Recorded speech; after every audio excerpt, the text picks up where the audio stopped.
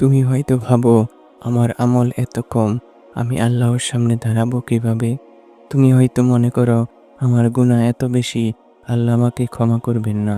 কিন্তু শোনো, তুমি যদি অল্পতে কৃতজ্ঞ হও, হয়তো সেই অল্প কৃতজ্ঞতার কারণেই আল্লাহ তোমার প্রতি সন্তুষ্ট হয়ে যাবেন।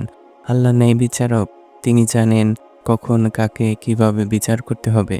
তুমি যা দেখছো না, তিনি তার চেয়েও বেশি জানেন। আল্লাহ শুধু তোমার আমলের পরিমাণ দেখেন না, তিনি তোমার হৃদয়ের আন্তরিকতাও দেখেন।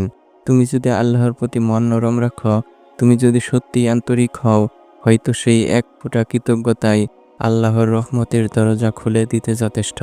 কারণ আল্লাহ দয়ালু, তিনি রহমান, তিনি জানেন তোমার একটি ছোট্ট আলহামদুলিল্লাহের পেছনে কতটা ভালোবাসা লুকিয়ে আছে। আল্লাহ তাআলা বলেন, যদি তোমরা কৃতজ্ঞ হও, তবে আমি তোমাদের আরও বাড়িয়ে দেব। তাই আজ থেকে ভাবা বন্ধ করো আমার আমল কম, বরং শুরু করো কৃতজ্ঞ হওয়া। কারণ সেই অল্প শুকরের কারণেই হয়তো একদিন আল্লাহ তোমার দিকে হাসি মুখে তাকাবেন।